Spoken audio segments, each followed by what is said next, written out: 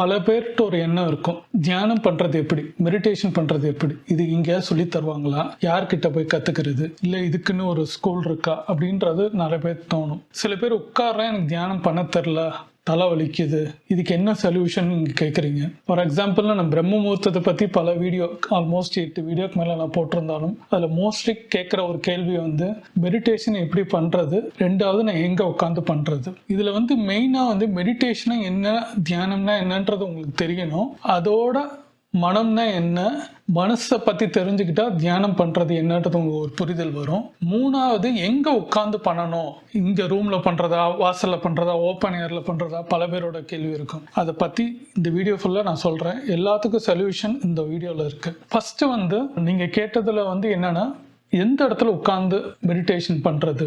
Meditation பண்ணுறது எந்த இடம்ன்றது முக்கியம் கிடையாது, உங்களுக்கு சாந்தமாக இருக்கான்றது மாத்திரம்தான் முக்கியம். இது விளக்கேற்றிட்டு நான் பண்ணவா, இல்லை நான் பூஜை ரூமில் உட்காந்து பண்ணவா, இல்லை மொட்டை மாடியில் உட்காந்து பண்ணவா, ஹாலில் உட்காந்து பண்ணவா, சில பேர் நான் ஜன்னல் ஓரத்தில் உட்காந்து பண்ணவான்னு பல பேரோட கேள்வி இருக்கும். எனக்கு நான் எப்படி அதை நான் அனுபவிக்கிறேன்னா, எனக்கு நான் மார்னிங் எழுந்திரிச்சோன்னா ஃபேஸ் வாஷ் பண்ணிட்டு பல்லு விளக்கிட்டு குளிக்கிறதா அப்படின்றது சில பேரோட கேள்வி இருக்கும். அதுதான் அவங்கவுங்களோட சவரிங். இப்போ மார்கழி மாதம் இந்த டிசம்பர் ஜனவரியில் இருக்கிறதுனால நம்ம சில பேர் குளிப்பாங்க. நான் மேக்ஸிமம் மார்னிங் எந்திரிச்சோடனே நான் ப்ரஷ் பண்ணிவிட்டு ஃபேஸ் வாஷ் பண்ணிவிட்டு டைரெக்டாக நான் ஒரு வாட்டர் நான் குடிச்சிட்டு மெடிடேஷன் நான் உட்காந்துருவேன். அது எனக்கு கம்ஃபர்டபுளாக என் வீட்டில் சோபா இருக்குது, சோபாவில் உட்காந்து நான் பண்ணுவேன். சில பேர் உங்களுக்கு சோபா இல்லை, உங்கள் வீட்டில் இருக்கிற சுச்சுவேஷன் சின்னதாக இருக்குன்னா நீங்கள் சின்னதாக ஒரு மேட்டு மாதிரியோ, யோகா மேட்டோ, எனிதிங், யோகா மேட் வாங்கணும்னு அவசியம் இல்லை, அட்லீஸ்ட் ஒரு பாயோ இல்லை ஒரு போர்வையோ விரிச்சிட்டு உட்கார பாருங்க. அந்த கிரவுண்டுக்கும் உங்களுக்கும் டைரக்டாக இல்லாமல் அதுக்கு சப்போர்ட்டாக நடுவில் ஒரு இது இருக்கிற மாதிரி பேப்பராக சம்திங் ஏதாவது இருக்கிற மாதிரி பண்ணுங்க.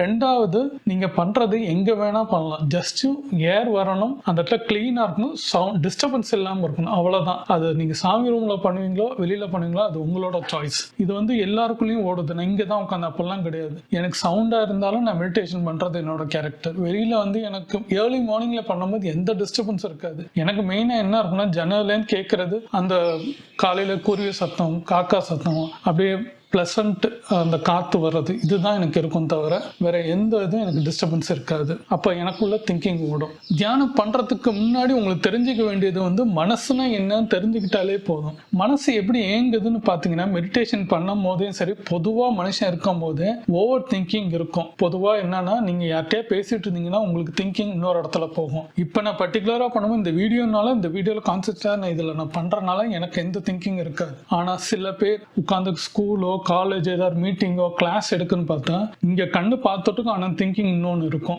ரைட்டுங்களா? நிச்சயம் நிறைய பேர் இருக்கும், எனக்கு நடந்திருக்கு. ஆனால் அந்த மனசுக்குள்ள தியானம் உட்காரும் போது என்ன ஒன்று, மெடிடேஷன் உட்காரும் போது என்ன பண்ணணும்னா, யாருக்கு என்னால் உட்காந்து பண்ண முடியல சார், ஏதாவது ஓட்டம் ஓடிக்கிட்டே இருக்கு, அந்த டிஸ்டர்பன்ஸ் எனக்கு இருக்கு அப்படின்னு சொல்லுவாங்க. டிஸ்டர்பன்ஸ்ன்றதுக்கு அதை வாட்ச் மாத்திரம் தான் பண்ண சொல்றேன், தவிர அதை ஆராய்ச்சி பண்ண நான் சொல்லலை. அதை ஆராய்ச்சி பண்ணவும் கூடாது. ஏன்னா நீங்க உட்காந்து ஒரு மூவி நீங்க பாக்குறீங்க ஒரு தியேட்டர்லன்னா, உட்கார்ந்துருப்பீங்க, மூவி ஓடும், என்ன இருக்கோ அதை பார்ப்பீங்க, வெளியில வரீங்க, அதுதான் நடக்கும். அதில் என்ஜாய் பண்ணுவீங்க, சிரிப்பீங்க, சோகமா இருப்பீங்க, சில நேரம் ஒரு டென்ஷனா ஒரு பார்ப்பீங்க, எல்லாமே நடக்கும். ஒரு மல்டிபிள் சில விஷயங்கள் நடக்கும். ஆனால் படம் விட்டு வெளியில வந்தா அந்த படம் சில நேரம் கொஞ்சம் நான் வரைக்கும் அப்புறம் மறந்துடுவோம். ரைட்டுங்களா?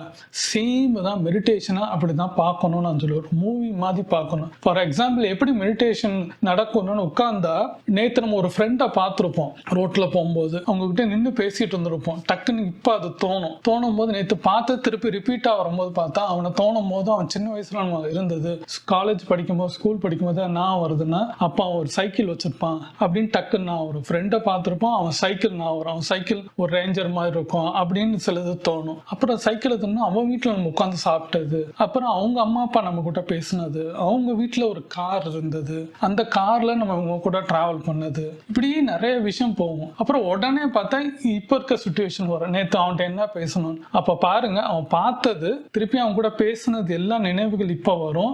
தீவிர போயிட்டு திருப்பி நேற்று என்ன பேசினா அவன் கூட டிஸ்கஸ் பண்ணா, வேலையை பத்தி பேசணும், மல்டிபிள் ஓடிட்டு இருக்கும். அப்போ பாத்தீங்கன்னா நிறைய உங்களுக்குள்ள இந்த மாதிரி தாட்ஸ் ஓடிக்கிட்டே இருக்கும். டக்குன்னு ஜம்ப் ஆகிட்டே இருக்கும், டக்கு டக்கு டக்கு டக்குன்னு ஜம்ப் ஆகும்.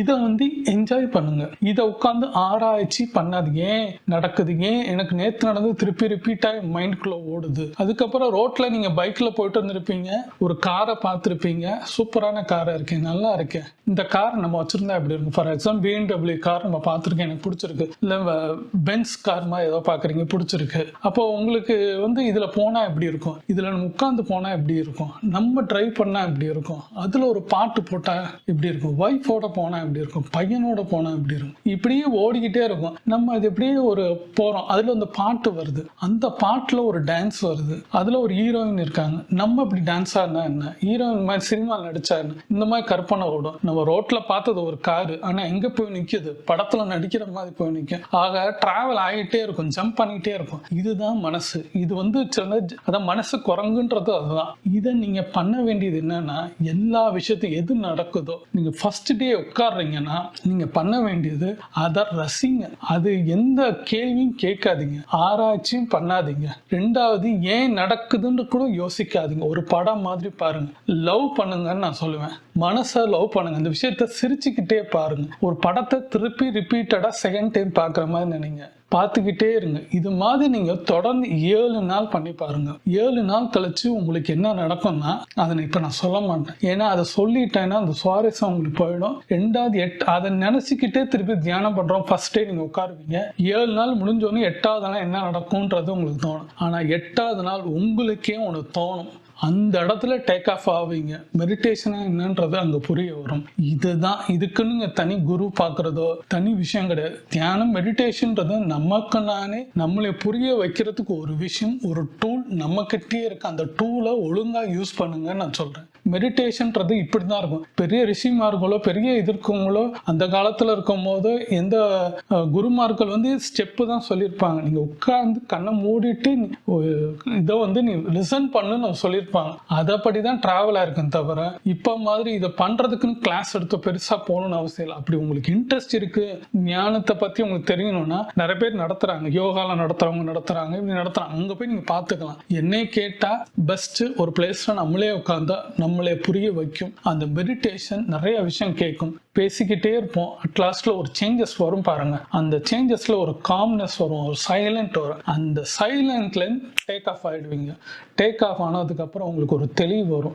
அங்க உங்களுக்கு பல கேள்விக்கு ஒரு பதில் கிடைக்கும். அந்த பதில் என்னன்றது நீங்களே கண்டுபிடிப்பீங்க. உட்கார்ந்து எதுவுமே யோசிக்க மாட்டீங்க. இப்ப இந்த வீடியோ நீங்க மோட்டிவேஷன் பண்ண பார்த்திருந்தாலும் அது உங்களுக்கு ஒரு சொல்யூஷன் அந்த இடத்துல அந்த மெடிடேஷன் பண்ணும்போது ஒன்று கொடுக்கும் பாருங்க. அப்ப டேக் ஆஃப் ஆவீங்க. டேக் ஆஃப் ஆகும் இது என்ன பண்ணுவீங்கன்னா, அடிக்ட் ஆகிற மாதிரி லைஃப் லாங் பண்ண ஆரம்பிச்சிருவீங்க. அது பிரம்ம முகூர்த்தத்துல எந்திரிக்கிறதும் சரி, இது மெடிடேஷன் பண்றதும் சரி, பல கேள்விக்கு பதில் அங்க உட்கார்ந்தோன்னு எதுவுமே உங்க கையில வந்து கொடுக்காது. ஆனா வழி வகுக்கிறதுக்கு, நீங்க ப்ராசஸ் பண்றதுக்கு, நடந்து போறதுக்கு, கல்லு மண்ணும் எது இருந்தாலும், முள்ளு இருந்தாலும், பல பிரச்சனை இருந்தாலும், வெயில் அடிச்சாலும், மழை அடிச்சாலும் எப்படி நடந்து போலான்றது உங்களுக்கு ஒரு தெளிவு அந்த இடத்துல ஒன்று கிடைக்கும்ன்றாங்க. நீங்க அதை ட்ரை பண்ணி பாருங்க. முதல் 8 நாள் 7 நாள் நீங்க வந்து அதை லிசன் பண்ணுங்க, ஆராய்ச்சியே பண்ணுங்க, யோசிக்காதீங்க. இது என்னதான் நடக்குது, என்னதான் சொல்ல வருது, இந்த மனசுக்குள்ள இருக்கிற ஒரு குரங்கு என்னதான் சொல்ல வருது. ஒரு டைம்ல அது நடக்க போற ப்ராசஸ் அவங்க தெரிஞ்சு உங்களுக்கு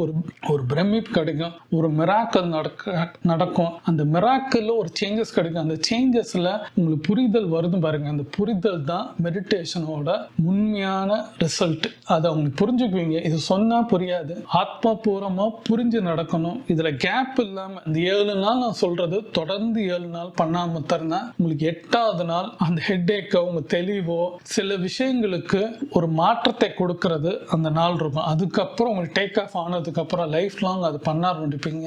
இதை தான் உங்களுக்கு சொல்ல வரும். உங்களுக்கு புரிதல்ன்றது நமக்கு நாமே, ஏன்னா இப்போ 1000 பேர் இருக்கோம், 100 பேர் இருக்கோம்னா 100 பேத்துக்கு 100 எண்ணங்கள் இருக்கும். என் எண்ணம் உங்களுக்கு ஓடாது, உங்க எண்ணம் எனக்கு ஓடாது, இப்படிதான் இருக்கும். எண்ண ஓட்டங்கள் வேற மாதிரி இருக்கும். ஆனா ரசிக்க மாத்திரம் பாருங்க. பல நேரம் அது இருந்தா ரசிக்க பாருங்க. ஒரு ஸ்டேஜ்ல அந்த எண்ண ஓட்டங்கள் உங்க கண்ட்ரோல் உங்ககிட்ட நிற்கும் போது அந்த மெடிடேஷனோட சக்சஸ் நீங்க உணர்வீங்க. இதுக்குன்ற இதுக்குன்றது தனி சாப்டரோ திடீர்னு சிலபஸோ எல்லாம் கிடையாது. நமக்கு நாமே புரிதல் தான் மெடிடேஷன். செஞ்சு பாருங்க, ஒரு தெளிவு கிடைக்கும். மெடிடேஷன்ன்றது ஒரு புரிதல் உங்களுக்கு இப்போ ஒரு சின்ன ஸ்பார்க் கிடைச்சிருக்குன்னு என்னோட நம்பிக்கை. உங்களுக்கு பிடிச்சிருந்தா, இந்த வீடியோ பிடிச்சிருந்தா லைக் பண்ணுங்க, ஷேர் பண்ணுங்க, கமெண்ட் பண்ணுங்க. பிடிச்சிருந்தா மாத்திரம் சப்ஸ்கிரைப் பண்ணுங்க.